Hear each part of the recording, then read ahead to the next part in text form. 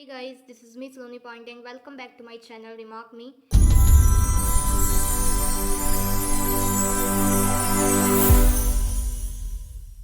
In this particular session, I'm gonna explain you the concept of transportation in plants. This is our first part of today's session.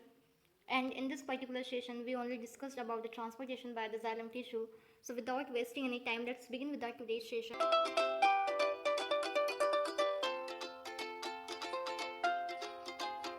As I already discussed in the previous sessions that about the metabolic keys and about the photosynthesis and the cellular respiration. So what is happening in the photosynthesis and cellular respiration? You need to know that when the carbon dioxide and water is present in the leaves, and there is also in the leaves there is chlorophyll molecules present. That's why there is also happening photosynthesis due to the presence of chlorophyll, which which gains the light from the sunlight. So when the sunlight is present, this carbon dioxide and water will again gives glucose and oxygen.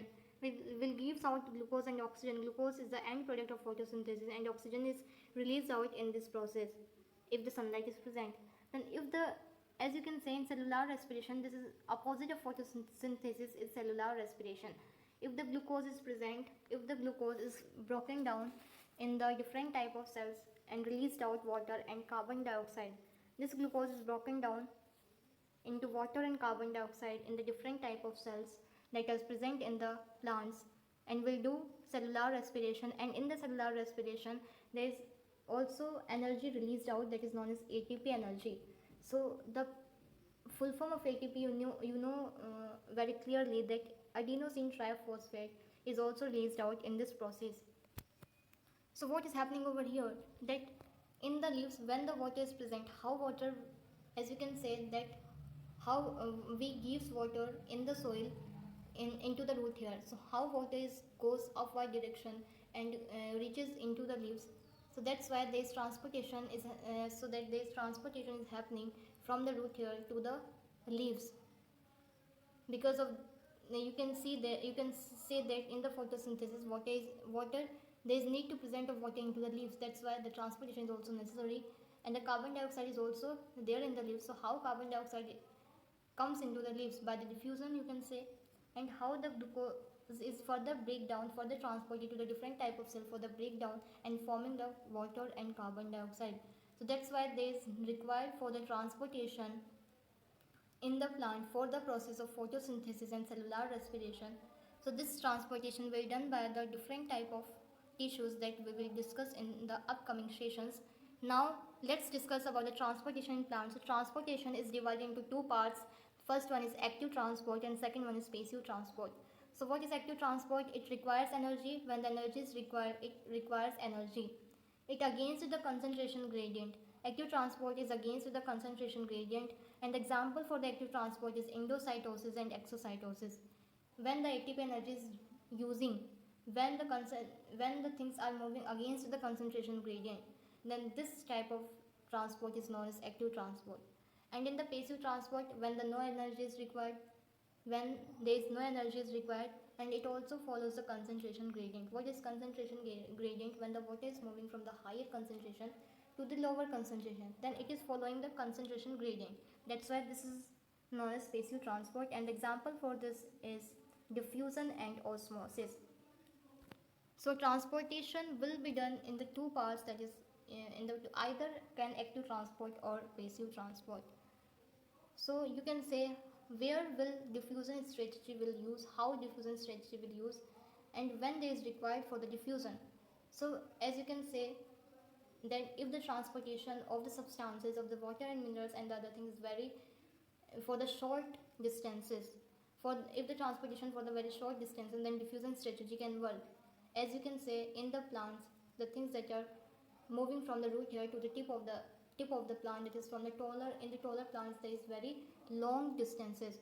So how the things that can move from the diffusion, so there is diffusion strategy will not use, because diffusion can only work, can only possible only for the short distances. It is not helpful for the long distances. So that's why there is special type of system that is required for the transportation when the distance is more, and this system is nothing but it is vesicular system. So vascular system is a proper system of transportation is essential if the distance between two organs is more than this vascular system needs. Vascular system can work into the two pathways for the transportation of water. First is xylem and second one is phloem. So what is the work of xylem? Xylem moves water and minerals obtained from the soil. Xylem helps in the transportation of water and minerals that is obtained from the soil. And phloem helps in the transportation of the products of photosynthesis. What are the products of photosynthesis? That is glucose. Glucose is transported by the phloem that is obtained from the photosynthesis from the leaves to other parts of the plant. So xylem helps in the water and mineral transport and phloem helps in the food transport, that is glucose transport. So xylem and phloem are the two special type of tissues. So let's discuss about the structure of xylem and phloem. So first you need to know the structure of xylem tissue is. So xylem is mainly consist of dead type of tissues. The parts of the xylem tissues are tracheids, vessels, fibers and other living cells that is known as xylem parenchyma. So in these parts of the xylem tissue only xylem parenchyma is living, and except xylem parenchyma all the parts of the xylem tissue is dead. That's why xylem is known as dead type of tissues. Tracheids and vessels. What are the function of tracheids and vessels? Tracheids and vessels are thick tubular structure that allows water it allows transport of water and minerals under huge pressure unidirectionally. You can say that xylem transport water only in one direction, that it only helps in the unidirectionally for the transportation. What is unidirectionally means? As you can say, xylem transport water from the root hair to the tip of the plant, that is apical meristem, that is the tip of the plant.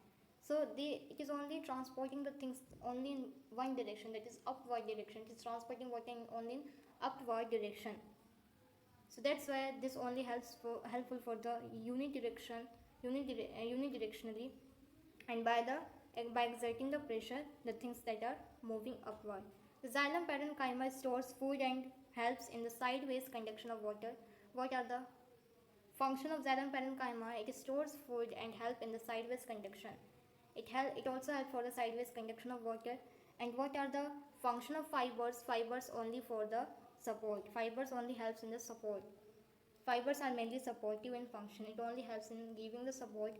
So this is the function and the parts of the xylem tissue. So let's discuss about the phloem tissue.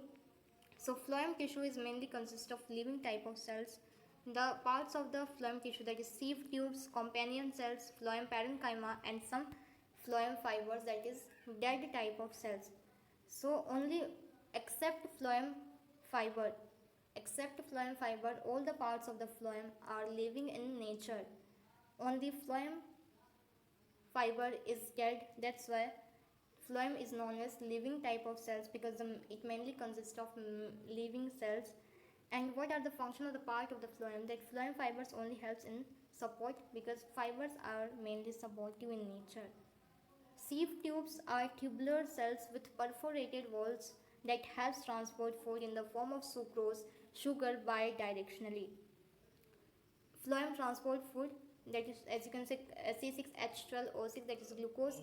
It helps in transportation of glucose, and this transportation will be done by the sieve tubes in the form of sucrose. This glucose transported by the phloem tissue, that is bidirectionally. It transports the things in the bidirectionally. It can transport in the upward direction, either in the upward or downward, or both upward and downward direction.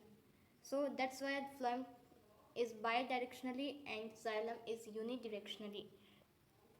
So let's discuss about how the transportation done by the xylem tissue. How transportation will done by the xylem tissue. So xylem transport the water and minerals by the two parts. They can transport the things by moving on to the two parts, that first is root pressure and second one is transpiration. It can transport either by the root pressure or the transpiration, or both root pressure and transpiration. So let's discuss about the transport of water by the root pressure. Via root pressure, you need to know that how the transport of water can be reached. So there is a continuous system of water conducting channel is formed of interconnected vessels and tracheids of the root, stem and leaves to reach all the parts of the plant. how the transportation will be done by the root pressure, you need to know that very simply. I'll explain you that it is very simple. As you can say, the things, root hair absorbs anything, that is whether the minerals, whether the soil, whether the water, whether the food, they all absorbs the things from the soil, because soils are mainly rich mineral content. That's why this mineral is gained by the root hair, is gained by the root hair by using the ATP energy against the concentration gradient. That minerals are moving, mineral ions are moving, are gained, is mineral ions are gained by the root hairs by the active transport. What is active transport? It requires energy. That in the ATP, in the active transport, they are using ATP form of energy, and it doesn't follow any concentration gradient. It do not follow any concentration gradient. So that's why mineral, in this way mineral is gained by the root hair. So how you can see in the root hair, when the mineral is more, when the mineral ion is more and the water is very less, then what the condition is created into the root hair? The condition that is created into the root hair is hypertonic, because the solute is very less, solute is very more, like mineral ions, concentration of mineral ions is very high and the concentration of water is very less. That's why, and the water outside the root hair, that is in the soil, the water concentration is very high. So how water will diffuse? By the osmosis, water will diffuse into the root hair from higher concentration to the lower concentration, and in by this process, by the passive transport of the diffusion and the osmosis, you can say that root hair absorbs water from the soil. Root hair absorbs water from the soil, and there is created a column of water, a column of water which that is steadily pushed forward, that is steadily pushed upwards. That when the water is gained by the root hair, then root hair pushing the water to the root cell for the transportation. So it creates a column of water, and the pressure that is and in this process there is pressure that is exerted when the water is pushing out. Then there is concentration difference is created. That's why a pressure that is created, that is known as root pressure. So let's discuss how the movement of water is happening over here. That water and minerals in the soil is gained by the root hair by the active transport and the passive transport. Then this root hair is again further pushes the water to the root cell, and in the root cell there is pressure exerted into the root cell, and this pressure exerted by the root cell is known as root pressure. And by this pressure, by this exertion, this water is again pushed out to the xylem tissue. So this transportation is happening from to the water and from the soil to the xylem tissue. It only limited to the xylem, not transporting the things to the other parts of the plant. It only transporting the water only to the xylem tissue. So this is happening against the gravity. That is also known as capillary action is also happening in the transportation by the transportation of xylem. Capillary action is working. So what are the conditions for the transportation of water and minerals by the root pressure? The first condition, you can see that when day and night time, when transpiration rate is zero, then by the root pressure, water is pushed out from the root hair to the root soil to the xylem tissue. The root pressure is enough for the short heightened trees. It only helpful for the short heightened plant. It required, what are the things that is required for the transportation via root pressure? That is, water and mineral is transported by the root pressure, and this together, water and mineral together known as sap, that is xylem sap. What are the things in which type of plants root pressure works? In example for the root pressure is hops and the shrubs. So these are the conditions for the transportation via root pressure. So let's discuss about the second transportation system of the xylem tissue, that is transpiration. So what is transpiration? What exactly is transpiration? Transpiration is nothing but The loss of water in the form of water vapor from the aerial parts of the plant is known as transpiration.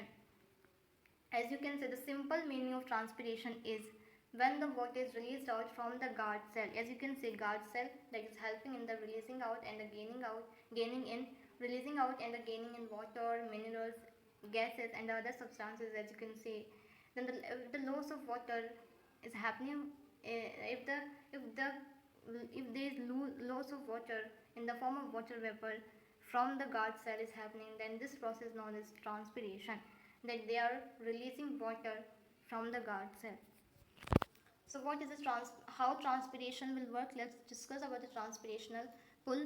So what exactly is transpirational pull? Transpirational pull is nothing but, as you can say, that in the whole plant there is an entire pipe, there is forming an entire pipe of the xylem tissue. Whether in the leaves, whether in the stem, whether in the root, anywhere, everywhere there is present xylem tissue, and it is forming a, and they are interconnected to each other and forming an entire pipe in the plant and into the trees. So as you can say, for the initial transpiration, sunlight is very necessary. Sunlight is required for the initial transpiration so that it forms water vapor. It helps in the evaporation. Sun is helps in the evaporation. So that's why leaves released out water from the stomata, and this is forming water vapor and going upward direction into the sky. As you can see, that how the as you will learn in this two lines, you will understand that only transpiration means that the guard cell is releasing out the water. So how the water is transported? Let's discuss about the transportation of water. So when the water, when there is when there is need of water into the leaves is created, then there is suction pull that is created into the whole plant. This suction pull means it pulls the water, it helps in the pulling the water. In the epidermal cell, the water loses to the epidermal cells in the form of water vapor. So there is created a suction pull which pulls the water from the xylem tissue of the leaf to the epidermal cell. There is created a suction pull when there is loss of water is happening from the guard cell. So that's why the epidermal cells try to get water. So that's why it gains water from the xylem of the leaf. Then this xylem of the leaf again needs water. So to compensate water into the xylem of the leaf, then water is again pulled out from the xylem of the stem. So there is also created for the required water into the xylem of the root, xylem of the stem. Then xylem of the stem again gains water from the xylem of the root, and in the xylem of the root you will know that by the root pressure, xylem of the root gains water via root pressure. So as you can say, how the things that are moving in the upward direction, and by pushing out in this transpirational pull, because of presence of xylem everywhere and forming an entire pipe. Transpiration, the simple meaning as the recap for this is, when the water is released out from the leaves, then the suction pull is created, and due to which, to compensate water into the epidermal cell, this water gained by the xylem of the leaf. Then xylem of the leaf again wants water. Then this water is again pulled out from the xylem of the stem, and then again water is pulled out from the xylem of the root, and again water is pulled out from the root pressure into the xylem of the root. So this is the whole pull that transports water. So this is possible because of two unique physical properties of water, that how water is transporting in a special type of column due to which water is transporting. So these are the physical properties of water which transports water in a column. So what are the physical properties of water is, first is cohesion and second one is adhesion. So what is cohesion? It is the attraction between the water molecules. When the water molecules attach to each other, when one water molecule attaches to the other water molecule, then the attraction between the two water molecules is known as cohesion. As you can see in this particular GIF, that this water water molecules attracted to each other, there is attraction. The force of attraction between the water molecules is known as cohesion. And what is adhesion? When the water molecules attach to the tracheal cells of the xylem tissue, when the water molecules attach to the xylem tissue, then this attraction of water to the xylem tissue is known as adhesion. So these are the two unique physical properties of water which transport water in a column and pushes out water from the root hair to the tip of the plant by the transpiration and also by the root pressure. So what are the conditions for the transportation of water and minerals via transpiration is, the conditions are there is presence of sunlight, there is need of the presence of sunlight. If sunlight is present, then transpiration can happen, and it is helpful in the transportation of long heightened trees. Root pressure only helps for the transportation the short heightened trees. Now transpiration helps in the transportation of water and minerals into the long heightened trees, and there is required xylem sap for the transportation, water plus mineral, that is known as sap, so separately known as xylem sap. What are the significance of transpiration? It helps in the absorption and the upward movement of water and mineral dissolved in it from the root to the leaves. It helps in the absorption and the upward movement of water, that by the forming of water column, and mineral also transporting with it in it from root to the leaves. It helps in temperature regulation in plants. So these are the significance of transpiration that you need to know. So in this particular session, we have completed the transportation by the xylem tissue. In the next video, I'll explain you the transportation by the phloem. If you guys want PPT of this session, then join my Telegram channel. That link is given below into the description box. If this session is helpful for you, then hit the like button, subscribe my channel so that you will get notification of my upcoming sessions. Thank you.